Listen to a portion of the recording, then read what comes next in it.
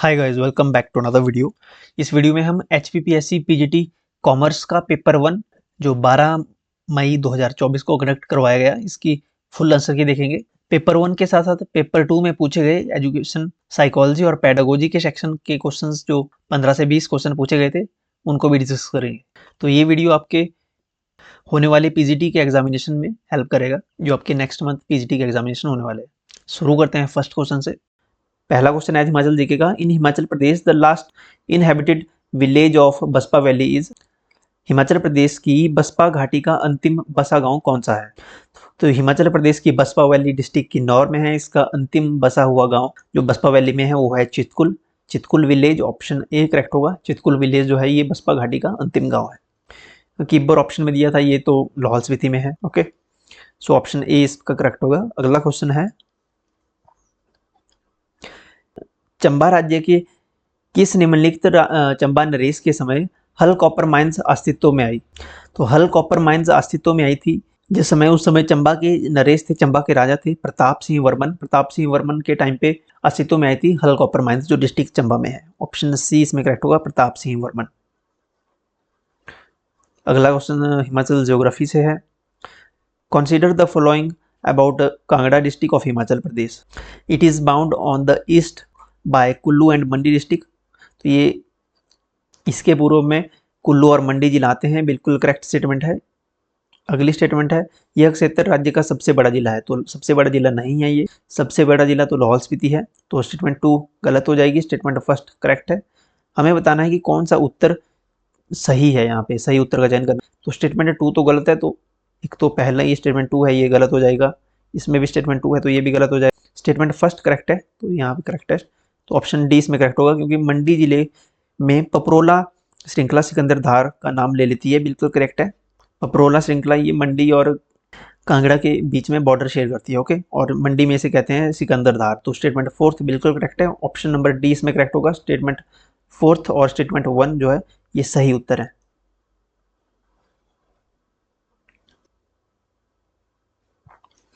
Question number 14 है the number of uninhabited villages in Himachal Pradesh as per census 2011। देखिए, census से हर examination में question पूछा जा रहा है, पीजीटी के पेपर 1 में स्पेशली। वर्ष 2011 की जनगणना के अनुसार हिमाचल प्रदेश में बिना बसे कितने गांव थे? तो अनहैबिटेड विलेजेस की संख्या है हिमाचल प्रदेश में 2808। यह है अनहैबिटेड विलेज। अनइनहैबिटेड विलेजेस की संख्या है 2808 विलेज। और टोटल विलेजेस हैं हिमाचल प्रदेश में 20,690 विलेजेस। ओके, 20,690 विलेजेस हैं टोटल, और अनइनहैबिटेड विलेज हैं 2808। तो स्टेटमेंट बी इसमें करेक्ट होगा, ऑप्शन बी इसमें करेक्ट होगा। क्वेश्चन नंबर 15 है how many conservation reserves did Himachal Pradesh have up to 2022। वर्ष 2022 तक हिमाचल प्रदेश में कितने संरक्षण सुरक्षित कंजर्वेशन रिजर्व्स थे? तो हिमाचल प्रदेश में 3 कंजर्वेशन रिजर्व्स हैं। ऑप्शन नंबर ए इसमें करेक्ट होगा, 3। 5 ऑप्शन नहीं होगा, 5 वाइल्ड लाइफ नेशनल पार्क हैं 5 हिमाचल प्रदेश में, 5 नेशनल पार्क है। कंजर्वेशन रिजर्व जो है ये 3 है हिमाचल प्रदेश में। सो ऑप्शन ए इसमें करेक्ट होगा। क्वेश्चन नंबर 16 है अग्रिम अनुमानों के अनुसार हिमाचल प्रदेश में वर्ष 2022-23 में कृषि के विकास में कितनी आशा है? As per the advance estimates the agriculture is expected to grow in 2022-23 in Himachal Pradesh is 3.5%। Option number D correct है। 3.5% जो आशा की गई थी इसकी ग्रोथ की कृषि के विकास में। ओके, ऑप्शन इसमें डी करेक्ट होगा। नेक्स्ट क्वेश्चन है question number 17 identify the year in which the percentage of Himachal Pradesh growth rate was higher than the national economy. उस वर्ष की पहचान कीजिए जिसमें हिमाचल प्रदेश की विकास दर राष्ट्रीय अर्थव्यवस्था से अधिक थी। तो वर्ष 2019-20 में हिमाचल प्रदेश की विकास दर राष्ट्रीय अर्थव्यवस्था से अधिक थी। ऑप्शन नंबर सी करेक्ट होगा, 2019-20। The number of cantonments area in Himachal Pradesh up to 2023 was. Himachal Pradesh में वर्ष 2023 तक जो सैन्य छावनियां हैं उनकी संख्या कितनी है? तो छावनियों की संख्या हिमाचल प्रदेश में 7 है टोटल। एक डलहौजी है, सुबातू है, डगशाई, कसौली, बकलोह, चंबावाली, जतोग और एक योल है जो। ओके, तो टोटल 7 है। तो ऑप्शन बी इसमें करेक्ट होगा। 7 छावनियां हैं हिमाचल प्रदेश में, कैंटोनमेंट जोन्स एरियाज, टोटल 7।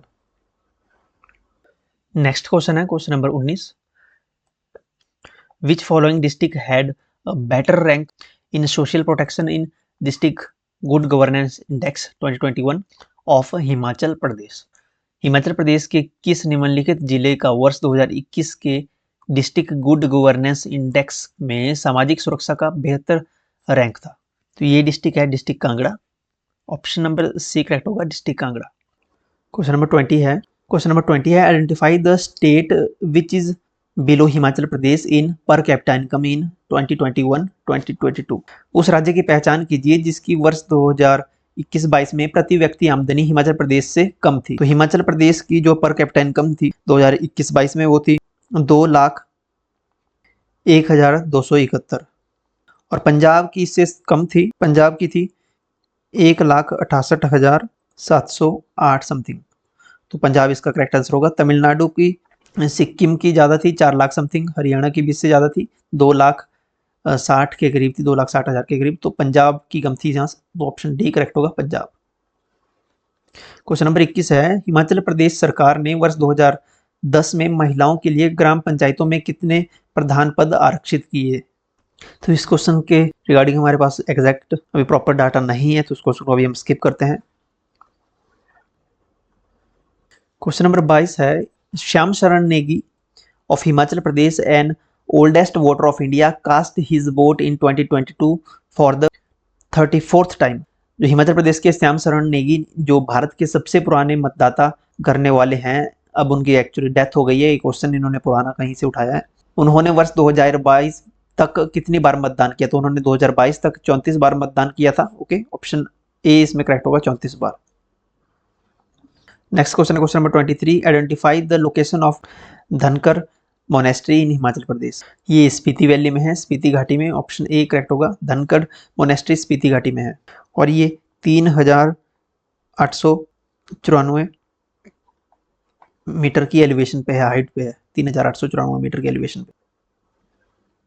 अगला क्वेश्चन है क्वेश्चन नंबर 24, हिमाचल प्रदेश में किस निम्नलिखित चित्रकार ने बैनर्स ऑफ द ईस्ट शीर्षक चित्रकला बनाई थी? बैनर्स ऑफ द ईस्ट ये टाइटल की पेंटिंग बनाई थी निकोलस रॉरिक ने। ऑप्शन बी करेक्ट होगा इसमें, निकोलस रॉरिक ने बनाई थी ये painting Banners of the east.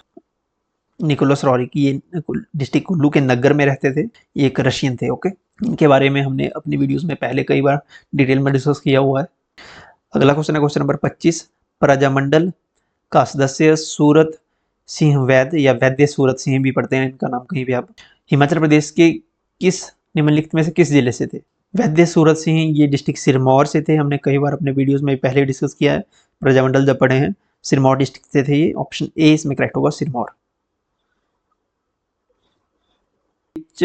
Following is correct about सैनिक स्कूल्स इन इंडिया। भारत के सैनिक स्कूलों के बारे में निम्नलिखित में से कौन सा सही है स्टेटमेंट? तो इनमें से करेक्ट स्टेटमेंट जो है, there is 27% reservation in OBC in admission of their establishment. तो ये स्टेटमेंट करेक्ट है, ये 27% रिजर्वेशन दी गई है ओबीसी को सैनिक स्कूल्स में भी। ऑप्शन इसमें डी करेक्ट होगा। ये 30 स्कूल नहीं है सैनिक स्कूल की संख्या ज़्यादा है। ओके, तो ये स्टेटमेंट तो गलत होगी, तो इसमें ऑप्शन डी करेक्ट होगा। उनके संगठन ने ओबीसी के प्रवेश में 27% का आरक्षण किया है या दिया है। नेक्स्ट क्वेश्चन है क्वेश्चन नंबर 27, असम राज्य के बारे में निम्नलिखित पर विचार कीजिए। पहली स्टेटमेंट है, यह पूर्व में भूटान से घिरा है, तो ये स्टेटमेंट गलत है, ये पूर्व में भूटान से नहीं घिरा हुआ है। सेकंड स्टेटमेंट है, यह उत्तर में मणिपुर से घिरा है, मणिपुर इसके उत्तर में नहीं है, स्टेटमेंट गलत है। थर्ड स्टेटमेंट है, खेराई पूजा इसके बोडो जनजाति के लोग करते हैं, स्टेटमेंट बिल्कुल करेक्ट है, बोडो जनजाति ये असम में पाई जाती है। और फोर्थ स्टेटमेंट है, इसका वन आवरण लगभग 37% है। तो जो वनों ने असम का एरिया कवर कर रखा है वो टोटल क्षेत्रफल का 37% है, बिल्कुल करेक्ट स्टेटमेंट है, ये 37% है जो है फॉरेस्ट एरिया असम का। तो स्टेटमेंट थर्ड और स्टेटमेंट फोर्थ करेक्ट है, ऑप्शन सी करेक्ट होगा, statement third and fourth. Question number 28 है, the chairman of 14th finance commission of India 2013 was 2013 में फाइनेंस कमीशन ऑफ इंडिया कौन थे? जो 14वें फाइनेंस कमीशन बने थे, 14वें भारतीय वित्त आयोग के अध्यक्ष थे Y V Reddy. Y V Reddy was the chairman of the 14th finance commission. Option B correct होगा, Y V Reddy. Question number 29 है, identify the reformer who founded the Ramakrishna Mission from the following. उस निम्नलिखित सुधारक की पहचान कीजिए जिसने रामकृष्ण मिशन की स्थापना की थी। रामकृष्ण मिशन की स्थापना स्वामी विवेकानंद ने की थी। कलकत्ता में बेलूर मठ में ओके रामकृष्ण मिशन की स्थापना की थी स्वामी विवेकानंद ने। और कब की थी? 1897 को, 1897 को रामकृष्ण मिशन की स्थापना की थी। ऑप्शन डी करेक्ट होगा। इंडिया जीके के क्वेश्चन काफी इजी पूछे गए थे as compare to the Himachal GK. Himachal GK के क्वेश्चन काफी स्टेटमेंट बेस्ड थे, डिस्क्रिप्टिव थे, लंबे क्वेश्चन थे। क्वेश्चन नंबर 30 है, in which following state of India the temple of Shri Ranganath Swamy is located. भारत के किस निम्नलिखित राज्य में श्री रंगनाथ स्वामी का मंदिर है?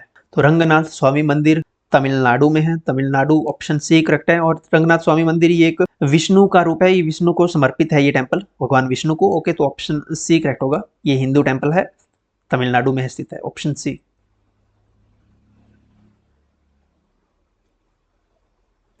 क्वेश्चन नंबर 31 है, 31st क्वेश्चन है, भारत में निम्नलिखित में से हरनी झील का स्थान निर्धारित कीजिए। आइडेंटिफाई द लोकेशन ऑफ हरनी lake in India from the following. हरनी लेक जो है ये एक आर्टिफिशियल लेक है, मानव निर्मित लेक है और ये गुजरात स्टेट में है, गुजरात में है। ऑप्शन ए करेक्ट होगा, गुजरात। और यहाँ बोटिंग वगैरह भी होती है, तो ऑप्शन इसमें ए करेक्ट होगा, गुजरात में स्थित है हरनी लेक। क्वेश्चन नंबर 32 है, which following is the projected rate of growth for nominal gross domestic product in India's अंतरिम बजट 2024-25। भारत के अंतरिम बजट 2024-25 में सामान्य जीडीपी के विकास की अनुमानित दर निम्नलिखित में से कौन सी है? तो अनुमानित दर का जो अनुमान लगाया गया है वो है 10.5%, 10.5% अनुमानित जीडीपी विकास दर का अनुमान लगाया गया है। ऑप्शन डी इसमें करेक्ट होगा। क्वेश्चन नंबर 33 है, which following state oblique union territory of the India tops in girls enrolment in All India Survey on Higher Education report.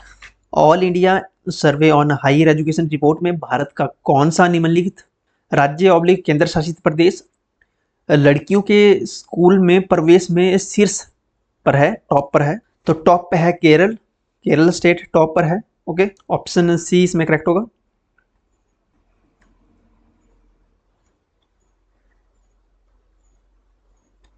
Question number 34 है, identify from the following the international monetary funds correct growth projections of China's economy for the year 2024। अंतर्राष्ट्रीय वित्तीय कोष IFM द्वारा वर्ष 2024 में चीन की अर्थव्यवस्था में विकास के अनुमान का सही पहचान निम्नलिखित में से कीजिए। तो जो प्रोजेक्शन लगाई गई थी चाइनाज इकोनॉमी की ईयर 2024 के लिए थी 4.6%। ओके, ऑप्शन ए करेक्ट होगा। 4.6% लगाई गई थी अनुमान, तो ऑप्शन ए करेक्ट होगा। 4.6% लगाई गई है 2024 के लिए और 2025 के लिए जो एस्टिमेट है वो है 4.1% का। ओके, ग्रोथ प्रोजेक्शन का चाइना का 4.1% 2025 का और 4.6% 2024 के लिए। क्वेश्चन नंबर 35 है, who is the winner in Australian open 2024 men's single. वर्ष 2024 के ऑस्ट्रेलियन ओपन में एकल पुरुषों में कौन विजयी है? तो ऑस्ट्रेलियन ओपन का एकल पुरुषों में कौन विजय रहा? वो थे जैनिक सिनर ने जीता ऑस्ट्रेलियन ओपन एकल men's single. Option C correct होगा, जैनिक सिनर। ये एक इटालियन प्लेयर है। ओके, इटालियन प्लेयर है ये। इन्होंने हराया रशिया के डैनियल मेडवेव को, इनको हराया इन्होंने और ये विनर रहे। क्वेश्चन नंबर 36 है, the world heart day is on. विश्व हृदय दिवस कब होता है या कब मनाते हैं विश्व हृदय दिवस? वर्ल्ड हार्ट डे 29 सितंबर को सेलिब्रेट किया जाता है। 29 सितंबर, ऑप्शन नंबर बी करेक्ट होगा 29 सितंबर। इसे सेलिब्रेट किया जाता है पब्लिक अवेयरनेस को बढ़ाने के लिए अबाउट द कार्डियोवैस्कुलर डिजीज, जो हृदय के रोग हैं इनके बारे में अवेयरनेस बढ़ाने के लिए हृदय दिवस मनाया जाता है 29 सितंबर को 29 सितंबर को सेलिब्रेट किया जाता है विश्व हृदय दिवस। क्वेश्चन नंबर 37 है, in which following astronaut returned to earth after creating a new spending record in space 2023। ये एक रशियन एस्ट्रोनॉट हैं जिन्होंने ये रिकॉर्ड बनाया है, इनका नाम है Frank Rubio. Okay, option D correct होगा, फ्रैंक रूबियो। क्वेश्चन नंबर 38 है, which following became the second country in the world to allow women to vote in national election. कौन सा निम्नलिखित देश विश्व का दूसरा देश बना जिसने राष्ट्र के मतदान में महिलाओं को वोट देने की अनुमति दी। देखिए, पहला तो सभी को पता होता है, पहला तो न्यूजीलैंड है जिसने महिलाओं को वोट डालने की अनुमति दी थी। अब फर्स्ट तो न्यूजीलैंड था, लेकिन यहाँ पे सेकंड पूछा है, दूसरा देश पूछा है। क्वेश्चन इन्होंने बताया कि पहला तो सभी को याद होता है, दूसरा कभी को याद नहीं होता, तो दूसरा था Australia. Second Australia, first New Zealand, second Australia. ये एक ही कॉन्टिनेंट के दोनों देश थे। लेकिन फर्स्ट अगर आपसे यूरोपियन पूछा जाए तो Finland country first European country थी जिन्होंने महिलाओं को मतदान का अधिकार दिया था। ये फर्स्ट यूरोपियन कंट्री फिनलैंड थी। और ऑल ओवर वर्ल्ड अगर फर्स्ट कंट्री देखें तो वो न्यूजीलैंड थी। क्वेश्चन में पूछा है दूसरा देश, तो दूसरा देश था ऑस्ट्रेलिया। तो ऑप्शन बी करेक्ट होगा इसमें, ऑस्ट्रेलिया। ऑप्शन बी करेक्ट होगा। क्वेश्चन नंबर 39 है, in which following discipline Robert E Lucas junior was awarded the Nobel prize in 1995। तो इन्हें नोबेल प्राइज मिला था, वो किस डिसिप्लिन में मिला था, किस विषय में मिला था? वो इन्हें मिला था इकोनॉमिक्स में, इकोनॉमिक्स साइंसेज में। और इकोनॉमिक्स इसमें करेक्ट आंसर होगा, ऑप्शन ए इकोनॉमिक्स में। 1995 में इन्हें ये अवार्ड दिया गया था, नोबेल प्राइज। क्वेश्चन नंबर 40 है, ब्रिटिश विदेश मंत्री आर्थर बेलफोर द्वारा फिलिस्तीन में यहूदी राष्ट्र निवास स्थान बनाने की योजना की घोषणा के वर्ष का सही चयन कीजिए। तो ये योजना थी, इस योजना की घोषणा की थी वर्ष 1917 में। ऑप्शन सी करेक्ट होगा। एग्जैक्ट डेट की बात करें तो 2 नवंबर 1917 को ये घोषणा पत्र जारी किया गया था। इसे वाल्फोर घोषणा पत्र भी कहा जाता है, वाल्फोर घोषणा पत्र। ओके, ऑप्शन सी इसमें करेक्ट होगा। पहला क्वेश्चन है क्वेश्चन नंबर 41, प्र उपसर्ग में निर्मित प्रत्यय है, निर्मित शब्द है। प्र उपसर्ग से निर्मित शब्द है। तो उपसर्ग वो होते हैं जो आगे लगते हैं और प्रत्यय पीछे लगते हैं शब्द के। तो आगे उपसर्ग में प्र किस शब्द में लगा? अगर प्रायोजित का संधि विच्छेद करें तो प्र जमा आयोजित बनता है, प्र जमा आयोजित। तो इसमें प्र उपसर्ग लगा हुआ है, तो ऑप्शन ए करेक्ट होगा। अगर प्राणायाम का संधि विच्छेद करें तो प्राण जमा आयाम बनेगा, प्राण जमा आयाम। तो इसमें प्र उपसर्ग नहीं है। इसी प्रकार से प्राग ऐतिहासिक, तो प्राग जमा ऐतिहासिक, तो प्राग अलग हो जाएगा, तो इसमें भी प्र उपसर्ग नहीं है। तो ऑप्शन ए हमारे पास बचता है प्रायोजित। ओके, सो ऑप्शन इसमें ए सही उत्तर होगा। क्वेश्चन नंबर 42 है, अनेक जो शब्द है, अनेक शब्द विशेषण के किस भेद का उदाहरण है? तो अनेक शब्द ये परिमाणवाचक का उदाहरण है। अनिश्चित परिमाणवाचक की यहाँ बात हो रही है। ओके, अनिश्चित परिमाणवाचक जो कि परिमाणवाचक के भेद के आगे पार्ट है, निश्चित परिमाणबोधक और अनिश्चित परिमाणबोधक या परिमाणवाचक। ओके, सो ऑप्शन सी इसमें करेक्ट होगा, परिमाणवाचक विशेषण। क्वेश्चन नंबर 43 है, वह तुलिका से चित्र बना रहा है, रेखांकित पद किस कारक का परसर्ग है? तुलिका से, कर्ण से, तो ये कर्ण कारक है यहाँ पे। ओके, ऑप्शन बी करेक्ट होगा, कर्ण कारक। अगला क्वेश्चन है क्वेश्चन नंबर 44, कुशल शब्द का भाववाचक संज्ञा रूप है। देखिए, कुशल का कौशल्य तो नहीं होगा, कौशल भी नहीं होगा। ऑप्शन बी और डी में से ही एक ऑप्शन होगा। वैसे तो कुशल की भाववाचक संज्ञा कुशलता बनती है, कुशलता, लेकिन कुशलता ऑप्शन में नहीं है, तो इसका ऑप्शन बी कौशल के साथ जाएंगे हम। लेकिन इस क्वेश्चन को हम सस्पेंस में ही रखेंगे, लेकिन हम ऑप्शन बी इसमें करेक्ट कर रहे हैं। अभी कोई चेंज होगी तो हम आपको कमेंट सेक्शन में बता देंगे, हम टेलीग्राम पे भी आपको अपडेट कर देंगे। क्वेश्चन नंबर 45 है, वह सो रहा था तभी वह अचानक उठ बैठा। अभी ये उठ बैठा पर इन्होंने अंडरलाइन किया है, रेखांकित पद क्रिया का भेद है। उठ बैठा यहाँ पे अंडरलाइन है, यहाँ पे बताना है कि ये पद किस क्रिया का भेद है? तो वह सो रहा था कि तभी वह अचानक उठ बैठा। तो ये एक सहायक क्रिया है, ओके, हेल्पिंग वर्ब है। ऑप्शन ए इसमें करेक्ट होगा, सहायक क्रिया। ओके, अगला क्वेश्चन है क्वेश्चन नंबर 46। बाकी आप खुद काफी समझदार हैं रेखांकित पद किस सर्वनाम का उदाहरण है? बाकी आप खुद काफी समझदार हैं, यहाँ निजवाचक विशेषण का ये उदाहरण है।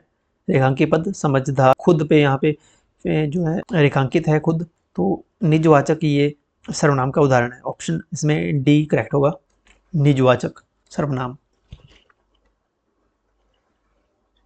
क्वेश्चन नंबर 47 है, करकमल किस समास का उदाहरण है? करकमल ये कर्मधारय समास का उदाहरण है। ऑप्शन बी करेक्ट होगा, कर्मधारय समास, यानी कमल के समान हैं जिनके कर यानी हाथ। जब दो शब्दों के बीच में विग्रह करने पर है जो या के समान आदि शब्द आते हैं तो वे कर्मधारय समास कहलाते हैं। अगर इसमें किसी थर्ड पर्सन का मीनिंग निकलता तो ये बहुब्रीहि समास हो जाना था, लेकिन यहाँ पे किसी थर्ड पर्सन का यहाँ पे मीनिंग नहीं निकल रहा है, कोई अलग इसका मीनिंग नहीं निकल रहा है, तो ये कर्मधारय समास ही रहेगा। ओके, ऑप्शन इसमें बी करेक्ट होगा। अगला क्वेश्चन है क्वेश्चन नंबर 48। यदि तुमने पिता की बात मानी होती तो आज ये दिन न देखने पड़ते। अर्थ की दृष्टि से वाक्य का प्रकार है, तो ये वाक्य है विस्मयादिबोधक वाक्य। ऑप्शन सी इसमें करेक्ट होगा, विस्मयादिबोधक वाक्य है ये। यदि तुमने पिता की बात मानी होती तो आज ये दिन नहीं देखने पड़ते। Option C. अगला क्वेश्चन फिलिंग द ब्लैंक्स है क्वेश्चन नंबर 49। कार्यक्रम को सफल बनाने के लिए सभी छात्रों ने फिलिंग द ब्लैंक्स रिक्त स्थान की पूर्ति हेतु उचित विकल्प का चयन। आसमान सर पर उठा लिया, ये नहीं होगा। एड़ी चोटी का जोर लगा लिया, उल्ट फेर कर दिया, धज्जियां उड़ा दी। तो कार्यक्रम को सफल बनाने के लिए सभी छात्रों ने एड़ी चोटी का जोर लगा दिया। ऑप्शन बी इसमें करेक्ट होगा। अगला क्वेश्चन है, कबीर सोई पीर है जो जाने पर पीर किस अलंकार का उदाहरण है? यह यमक अलंकार का उदाहरण है। ऑप्शन बी करेक्ट होगा। ओके, यमक अलंकार। सो ये हिंदी सेक्शन के पहला क्वेश्चन है इंग्लिश का। Choose the right option to fill in the blanks. Manita filling the blanks Hindi, filling the blanks she can't speak French. Manita can speak Hindi but she can't speak French. So option A. Question number 2, choose the right option to fill in the blanks. Filling the blanks, my 3 cousins. Filling the blanks, youngest has not got filling the blanks job at the moment. With my 3 cousins, the youngest के साथ the आएगा, the youngest has not got the job at the moment. तो option इसमें D correct होगा। Question number 3 है, choose the correct indirect from the following. Raveena has declared I am practising yoga every day. उसका हो जाएगा C. Raveena has declared that, I का हो जाएगा सी, आई एम चेंज हो जाएगा इज में, she is practising yoga every day. Raveena has declared that she is practising yoga every day. Option number इसमें बी करेक्ट होगा।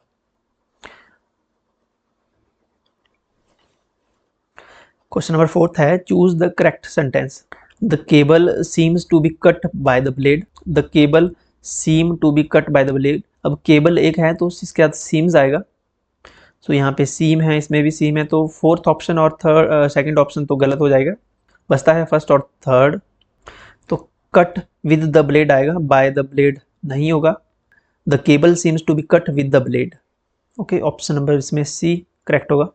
The cable seems to be cut with the blade. Option number C. अगला question है, इसमें choose the correct passive voice of the following sentence. Sentence दिए गए हैं, his rash behaviour surprised me. His rash behaviour surprised me. I was surprised at his rash behaviour.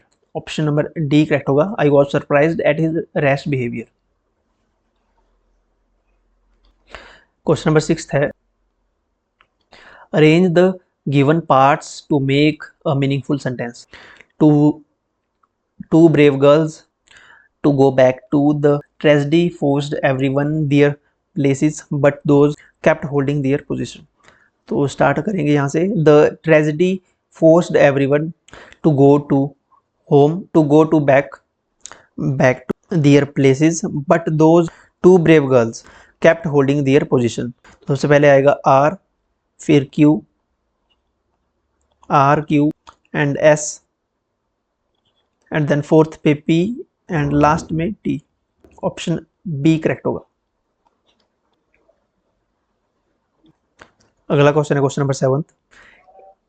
Indicate the synonym of the underlined word. Walking in moonlight was quite a surreal experience. surreal होता है very strange. तो यहाँ पे surreal का जो यहाँ पे सिनोनियम पूछा है, सिमिलर वर्ड पूछा है, तो इसका सिमिलर मीनिंग होगा ड्रीम लाइक. ऑप्शन ए इसमें करेक्ट होगा, ड्रीम लाइक. नेक्स्ट क्वेश्चन है question number 8.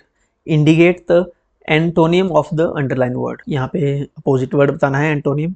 His way of handling the issue has become proverbial now.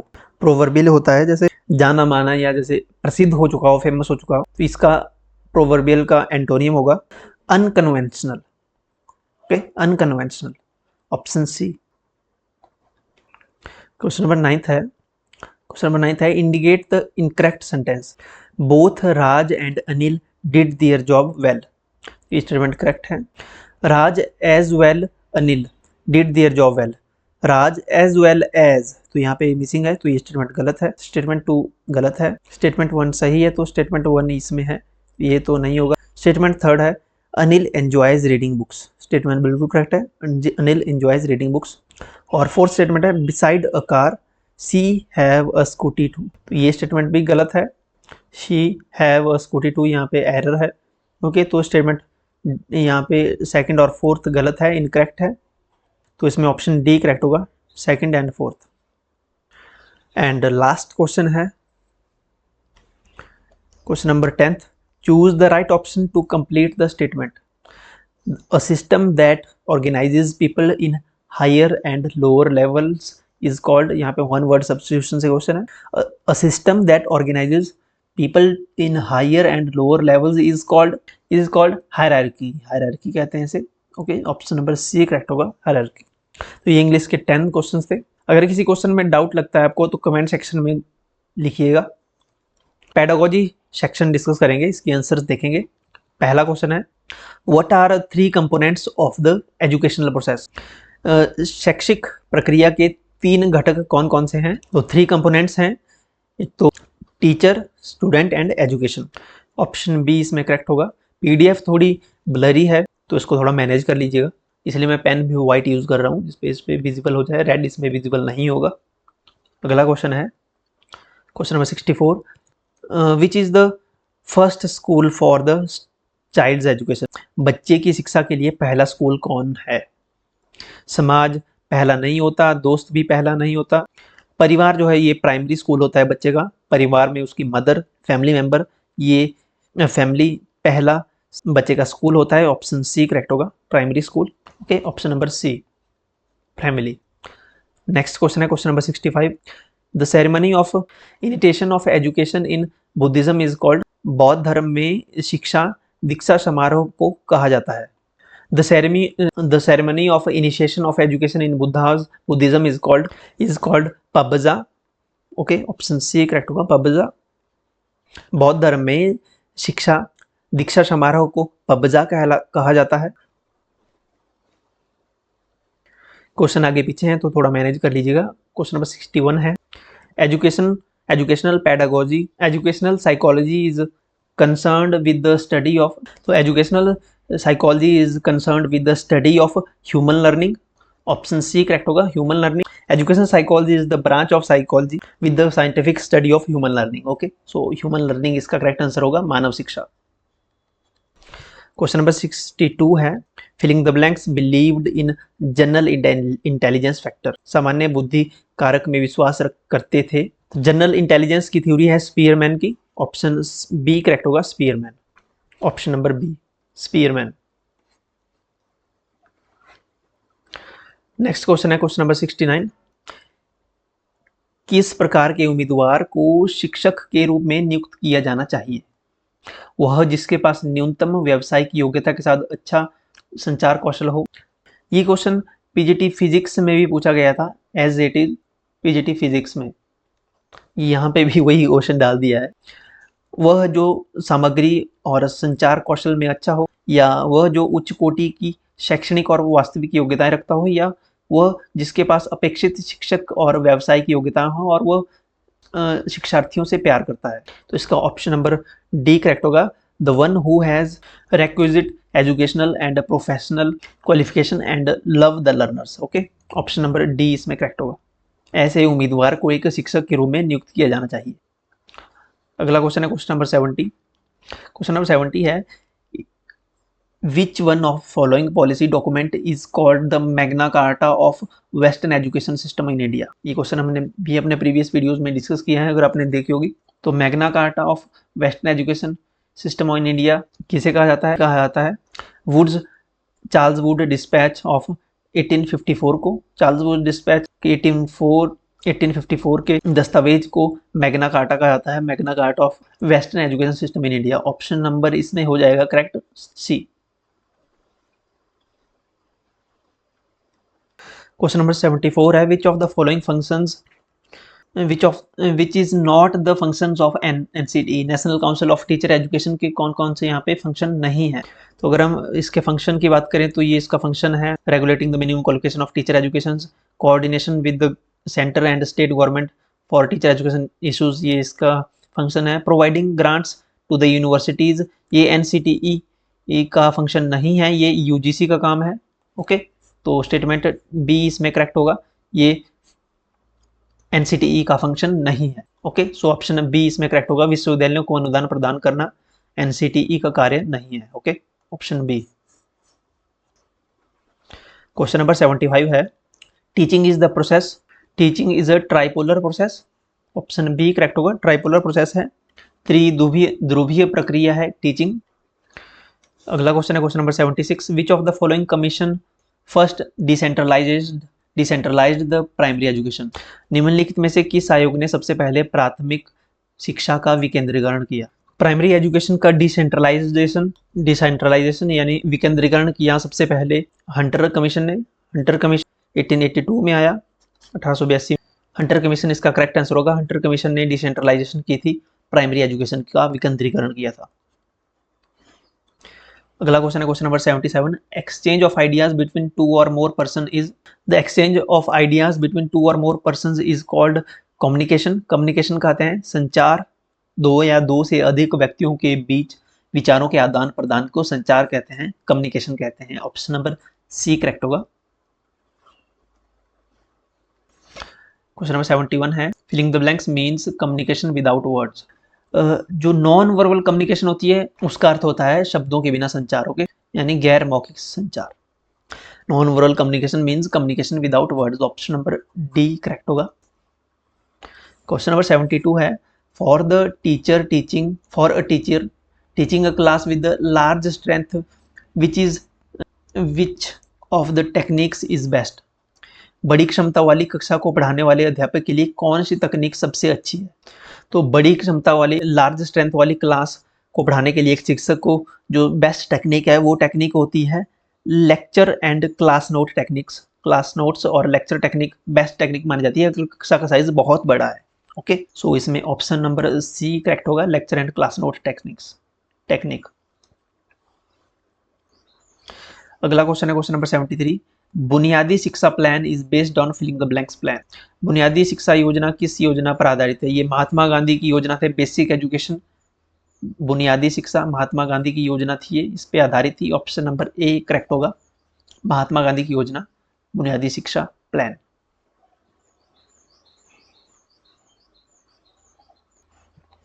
अगला क्वेश्चन है question number 66, schools are basically social institution as, विद्यालय मूलतः सामाजिक संस्थाएं हैं। Schools are basically social institution as they preserve and instil the values of our culture in future generation. विद्यालय मूलतः सामाजिक संस्थाएं हैं क्योंकि वे भावी पीढ़ियां, जो आने वाली पीढ़ियां हैं, उनमें हमारी संस्कृति के मूल्यों को सुरक्षित और स्थापित करते हैं। ये सबसे इंपॉर्टेंट पॉइंट है। ऑप्शन नंबर इसमें ए करेक्ट होगा। वे सामाजिक प्रगति के उपाय सुझाते हैं, वे सामाजिक समस्याओं का समाधान सुझाते हैं, वे समाज द्वारा स्थापित किए जाते हैं। ये तो ठीक है, लेकिन मोस्ट इंपॉर्टेंट पॉइंट जो है ऑप्शन ए है, वे भावी पीढ़ियां, जो आने वाली पीढ़ियां हैं, उनमें जो कल्चरल है हमारा, हमारी वैल्यूज है, उनको ट्रांसफर करते हैं, उनमें स्थापित करते हैं, जो स्कूल्स होते हैं। ओके, तो इसमें ऑप्शन ए करेक्ट होगा। अगला क्वेश्चन है question number 67। Development of language in children according to B F Skinner is the result of, B F Skinner के अनुसार बच्चों में भाषा का विकास किसका परिणाम है? The development of language in children according to B F Skinner is the result of imitation and reinforcement. ये नकल और सुदृढ़ीकरण का एक परिणाम है बी एफ स्किनर के अनुसार, जो बच्चों में भाषा का विकास होता है उसका परिणाम। इसमें ऑप्शन बी करेक्ट होगा क्वेश्चन नंबर 67 का। ओके, नेक्स्ट क्वेश्चन है question number 68। Metaphysics means, metaphysics is the branch of philosophy that means exploring the nature of ultimate. परम की प्रकृति की खोज मेटाफिजिक्स का मतलब है। ऑप्शन इसमें बी करेक्ट होगा।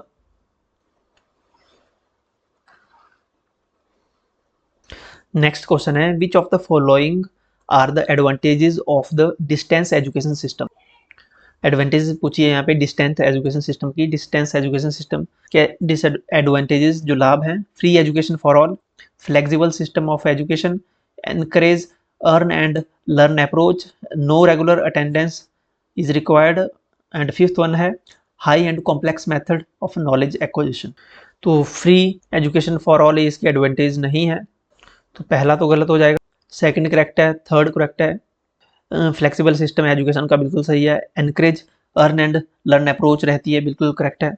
No regular attendance is required, बिल्कुल सही है। एडवांटेज है learn education, distance education system की, अटेंडेंस की आपको टेंशन नहीं होती, आपको जाना नहीं पड़ता डेली क्लासेस में। ओके, तो फोर्थ स्टेटमेंट भी करेक्ट है, दूसरी तीसरी चौथी स्टेटमेंट करेक्ट है। फिफ्थ है high and complex method to knowledge acquisition, तो ये स्टेटमेंट जो है सही नहीं है, गलत है। तो दूसरा तीसरा चौथा जो है ये स्टेटमेंट सही है, 2, 3 and 4th। Okay, option B correct होगा। ओके, 2, 3 और 4 only, option B.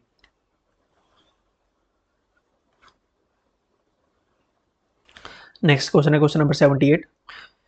Which of the following statements accurately reflects the approach recommended by national education policy 2020 for integrating ICT in education. निम्नलिखित में से कौन सा कथन शिक्षा में आईसीटी को एकीकृत करने के लिए जो एनईपी 2020 द्वारा अनुशंसित दृष्टिकोण को सटीक रूप से दर्शाता है? ICT should used as a standalone tool for delivering instruction, नहीं, ये तो नहीं होगा। ICT should integrated seamlessly into the curriculum and pedagogy, बिल्कुल करेक्ट है। जो आईसीटी है, आईसीटी को पाठ्यक्रम और शिक्षा शास्त्र में निर्बाध रूप में स्वीकृत किया जाना चाहिए, बिल्कुल करेक्ट है ये।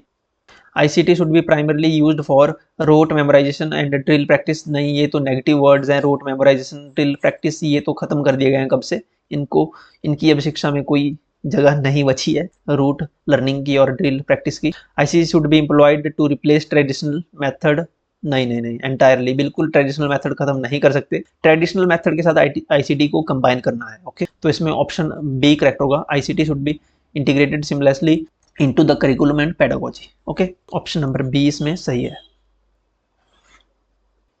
अगला क्वेश्चन है question number 79। What is ओईआरएस?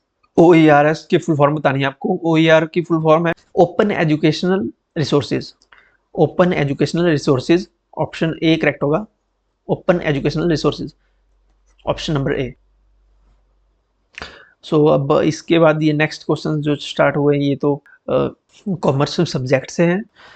Question में बोलते हैं विच institution regulates the money market in India? Bharat में मुद्रा बाजार को कौन सा संस्थान नियंत्रित करता है? तो आरबीआई नियंत्रित करता है मनी मार्केट को। Okay, reserve Bank of India, बिल्कुल करेक्ट स्टेटमेंट है, ऑप्शन ए। क्वेश्चन नंबर 82 है the time period of treasury bills, T bills जिनको कहते हैं, in India in general ranges from. Bharat में ट्रेजरी बिल्स की सामान्य अवधि कितनी होती है? तो इनकी सामान्य अवधि होती है 91 डेज, 182 डेज या 364 डेज। तो 91 दिन से 1 वर्ष तक की इनकी अवधि रहती है। ओके, ऑप्शन बी करेक्ट होगा, 91 डेज टू 1 ईयर। अगला क्वेश्चन है क्वेश्चन नंबर 83।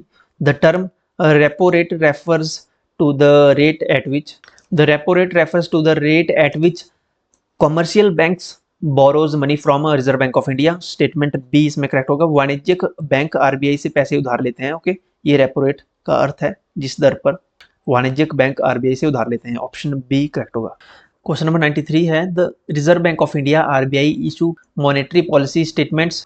भारतीय रिजर्व बैंक मौद्रिक नीति वक्तव्य जारी करता है, मॉनेटरी पॉलिसी स्टेटमेंट्स जारी करता है आरबीआई बाय एनुअली, अर्धवार्षिक रूप से। ओके, ऑप्शन सी करेक्ट होगा, अर्धवार्षिक। क्वेश्चन नंबर 94 हमने अभी 4-5 दिन पहले ही अपने वीडियोस में डिस्कस किया था। In which year was the Reserve Bank of India established. Reserve Bank of India की स्थापना कब हुई थी? 1935 में हुई थी। ऑप्शन ए करेक्ट होगा। सो ये पेडागोजी के क्वेश्चंस हमने डिस्कस किए, लेकिन कुछ इसमें हमने कॉमर्स सेक्शन से भी सब्जेक्ट के क्वेश्चंस ऐड कर लिए। अगर पेपर 1 आपने नहीं देखा है इसकी answer, so that's it. Video को लाइक जरूर करें, चैनल को सब्सक्राइब करें, और अगर आपको इस क्वेश्चन पेपर की पीडीएफ चाहिए तो टेलीग्राम पे मिल जाएगी। टेलीग्राम ज्वाइन करने के लिए आपको लिंक डिस्क्रिप्शन में मिलेगा, या आप डायरेक्ट इस नेम से भी सर्च कर सकते हैं। आप व्हाट्सएप चैनल भी हमारा ज्वाइन कर सकते हैं, इसका लिंक भी आपको डिस्क्रिप्शन में मिल जाएगा। Thank you so much.